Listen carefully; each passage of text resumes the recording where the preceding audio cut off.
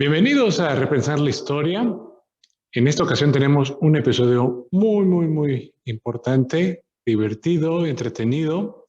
Únanse a nosotros a esta conversación. Hoy entrevisté a Carlos Manuel Espinosa, un gran compañero y amigo de la carrera de Historia. Y sobre todo, bueno, sabe mucho, bastante sobre Miguel Hidalgo.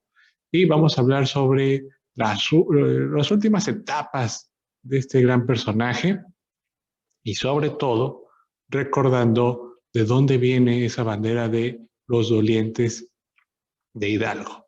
Espero les guste.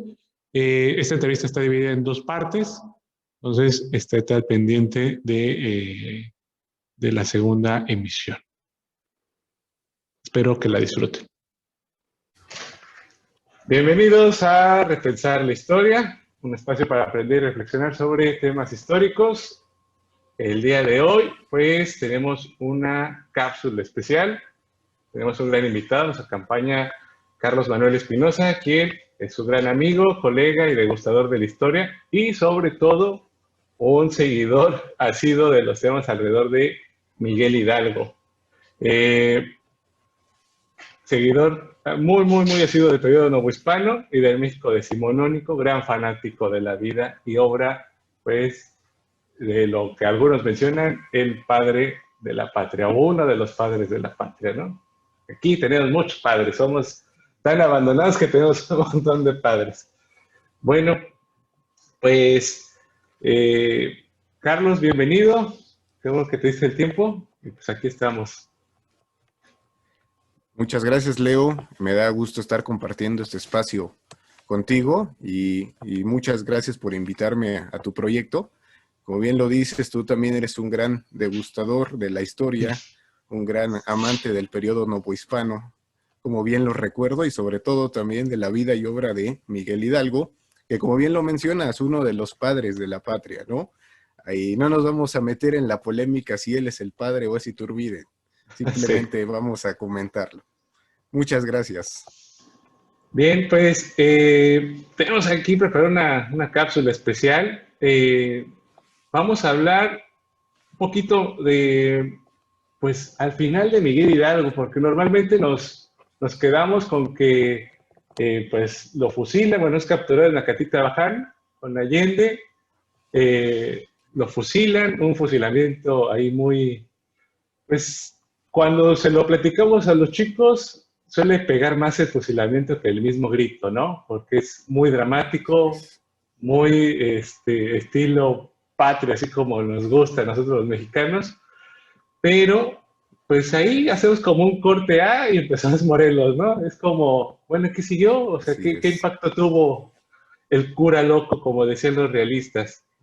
Entonces, pues vamos a hablar un poquito de eso. Te cedo la palabra, a lo mejor te voy a estar como interrumpiendo por preguntas que salgan ahí al aire. Claro, sin problema.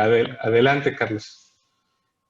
Pues muchas gracias, Leo. Como bien lo dices, hay alguna brecha ahí entre la muerte de Hidalgo, pero no se dice mucho qué pasó después, ¿no? Y hay eventos que pasan y conectan exactamente con la siguiente etapa, que es la de Morelos.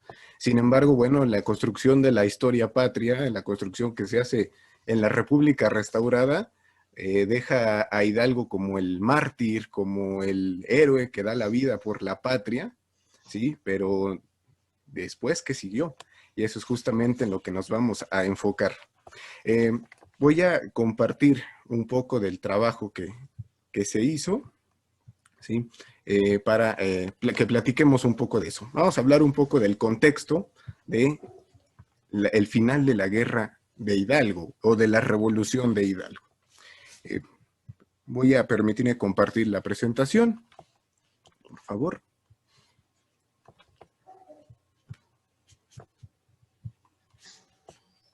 Si me puedes habilitar, por favor, la parte de compartir. Gracias. Sí, ahí está. Creo que eso es...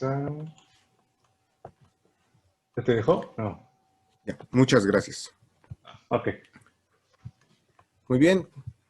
Como bien lo vemos, nuestro tema a tratar el día de hoy, a platicar, es el doliente de Hidalgo, ¿sí? Porque ese va a ser una de los simbolismos más fuertes de la muerte del cura. ¿sí? La creación de una insignia, una bandera, en donde se plasme el martirio de Miguel Hidalgo, como lo llaman algunos. Pero vamos a ver cuál es el contexto en el que surge esto. Nos tenemos que situar justamente en el final de la Revolución de Hidalgo, pues cuando se encuentra pues a su dolor de cabeza más grande, que va a ser Félix María Calleja. ¿Sí? Félix María Calleja, un estratega militar, pues sobra decirlo, brillante, ¿sí? Que además, bueno, también no está de más decirlo, se estaba enfrentando contra alguien que no tenía pues gran idea militar, ¿no? Entonces no iba a ser tan complicado para Calleja detener a las huestes de Hidalgo, que si bien eran muchísimos, desde que inicia su movimiento en Guanajuato, pasa por el Bajío, por Guadalajara, eran muchos sí, pero no estaban bien entrenados. Entonces para Calleja no iba a ser tan difícil detener a estas huestes numerosas con un ejército bastante bien entendido en cuanto a las armas se refiere, ¿sí? Entonces nos situamos el 16 de enero de 1811, donde Félix María Calleja derrota nuevamente a Hidalgo en la batalla de Puente de Calderón, ¿sí? Ya tiempo atrás lo había derrotado en la batalla de Aculco, entonces estas dos derrotas para el cura van a ser pues realmente desastrosas. ¿Sí? Ahí se terminan realmente las ambiciones políticas del cura Hidalgo, con este hombre que va a ser pues su némesis, como se maneja ahora, ¿no? Esta persona va a ser el némesis y lo va a derrotar. Cabe mencionar que en la batalla se enfrentan 36,000 insurgentes, 36,000 del lado de Hidalgo, contra 3,400 soldados realistas. O sea, si lo pensamos así, es un número bastante importante, ¿no?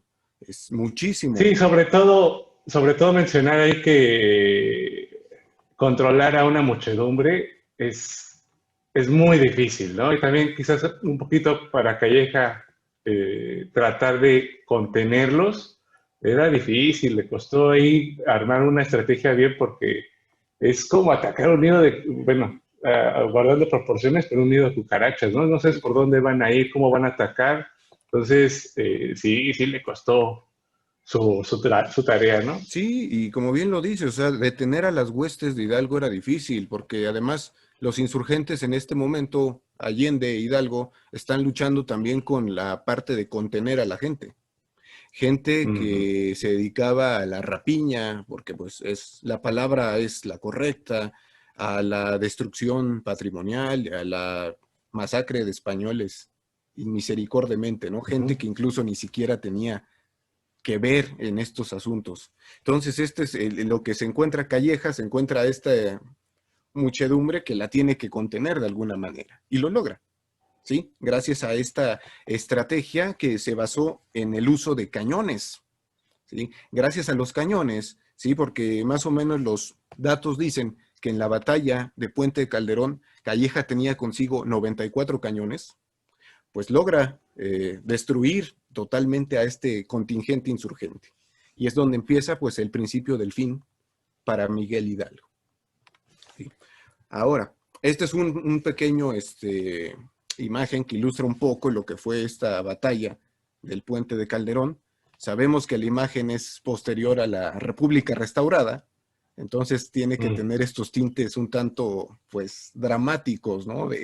Dignos de las gestas heroicas que se tratan de retomar en los gobiernos juaristas, ¿no? Como bien lo mencionabas al principio, es en el momento donde pues, México adopta a su padre, ¿no? A uno de sus padres en esta construcción de los héroes patrios. Sí, que nos está escuchando en el podcast, pues estamos viendo ahí una imagen al parecer, una meseta en donde pues hay un montón de cuerpos tirados, mucho movimiento. eh, entonces, no hay como tal un ay, espera. Sí, seguimos. Vamos a tener ahí un montón de movimiento medio raro, ¿no? Por así decirlo, donde hay varios muertos, vemos muchos caballos, mucho polvo, que creo que eso es lo fundamental, ¿no? El marcar el movimiento. Así es, se nota, ¿no? Cómo se levanta el polvo, la caballería está atacando, los cañones hacen lo suyo, ¿no? Entonces, imagino que en la batalla, pues, las huestes de Hidalgo se descontrolaron seguramente, ¿no? Tras los primeros disparos, pues, como cualquiera de nosotros lo haría, ¿no? Dentro del campo de batalla correría por su vida, y esa es la gran estrategia de Félix María Calleja, descontrolar con base en ataques tan fuertes.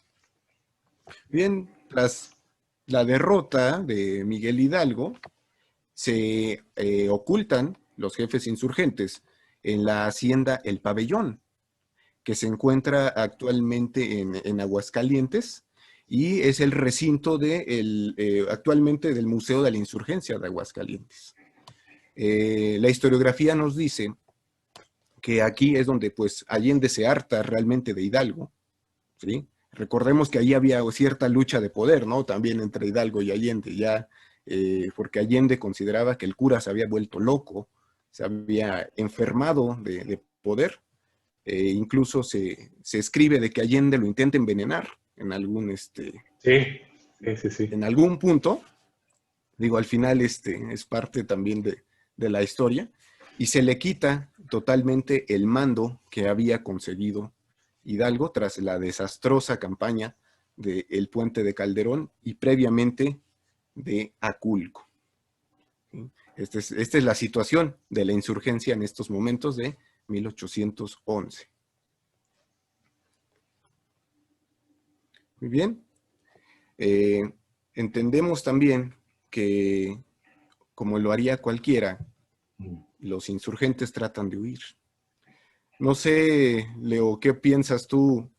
La huida hacia Estados Unidos, no sé si era como la mejor opción.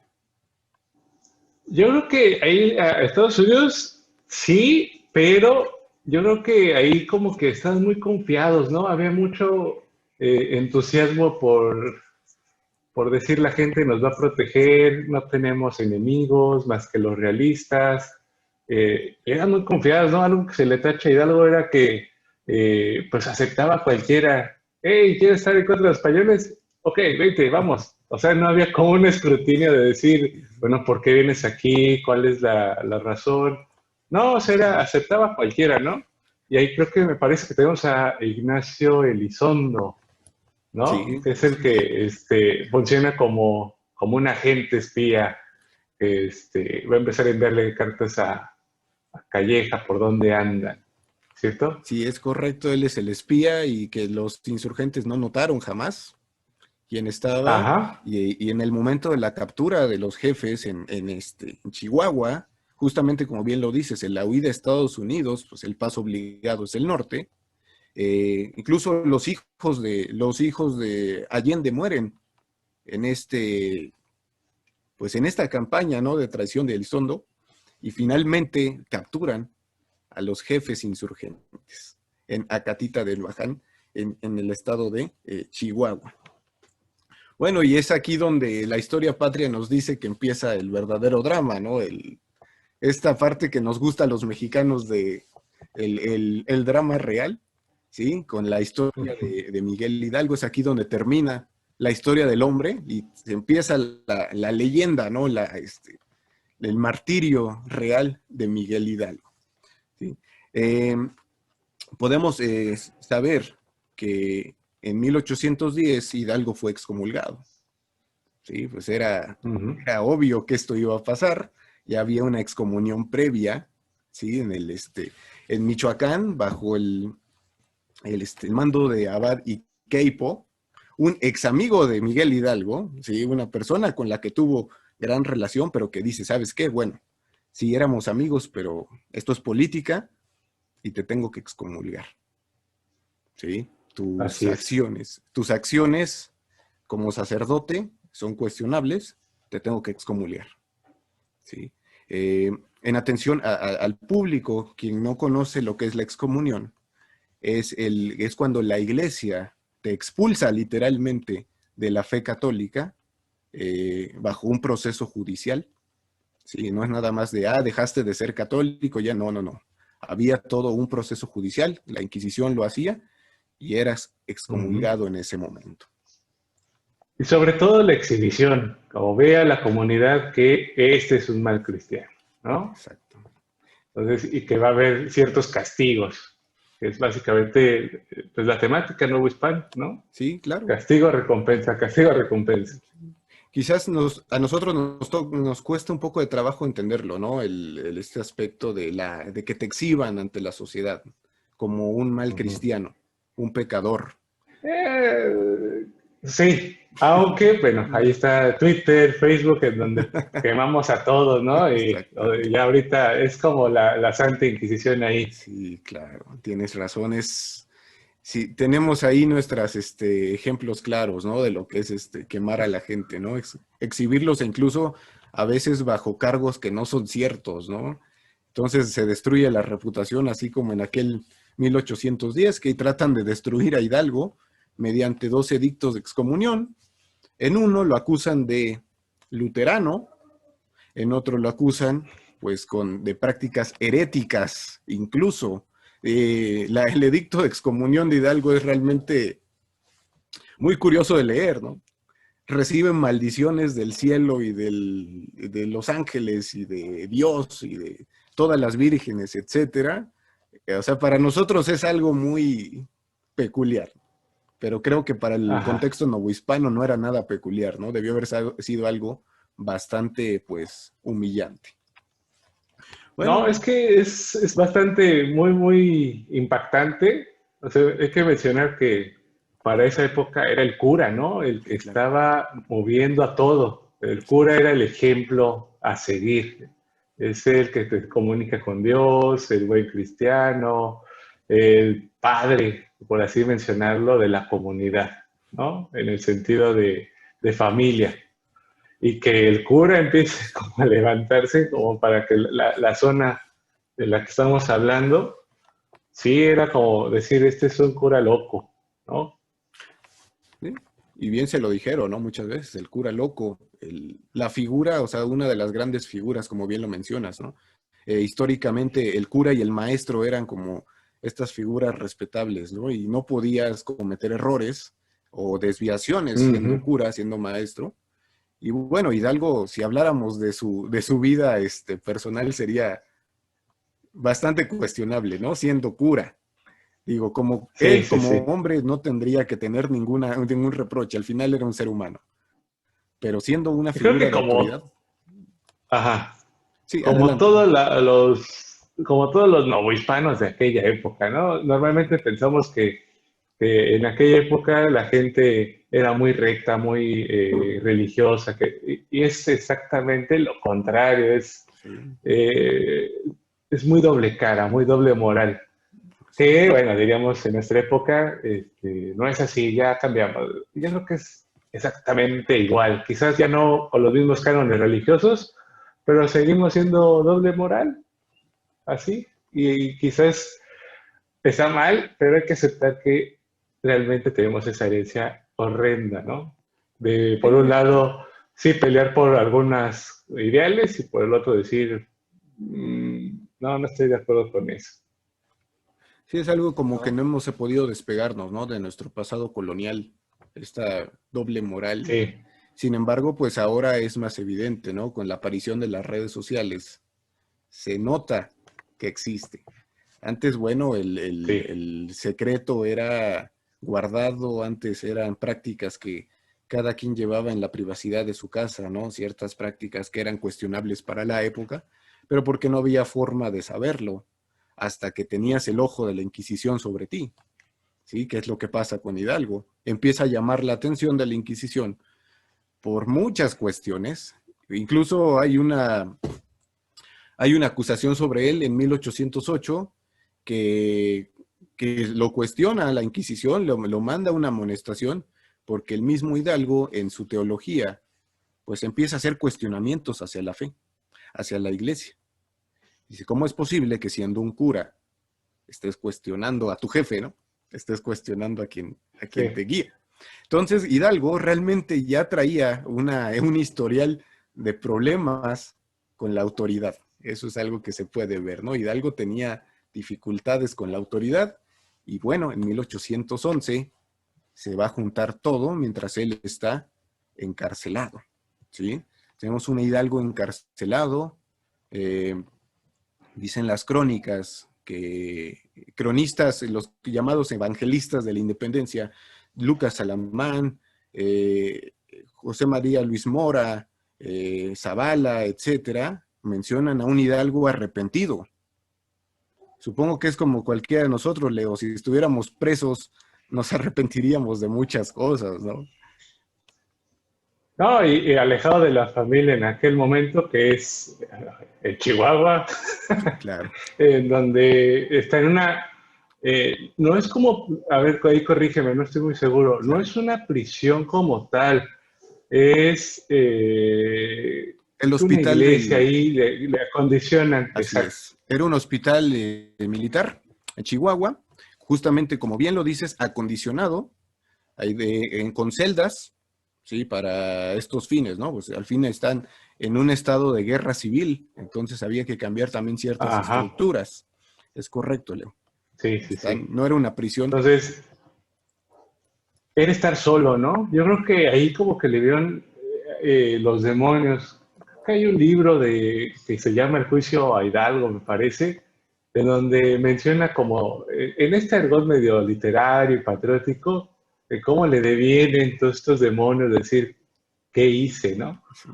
En Granaditas, en Aculco, todo lo que vivió es como, ok, o sea, no pensé que, como que no midió el impacto de lo que estaba haciendo. Yo me imagino que, y no sé, a ver, corrígeme, ¿qué edad tenía que Hidalgo como para que digamos, oye, a lo mejor ya estaba como grande y dijo, ok, Y Hidalgo ya tenía arriba de 55 años para este momento.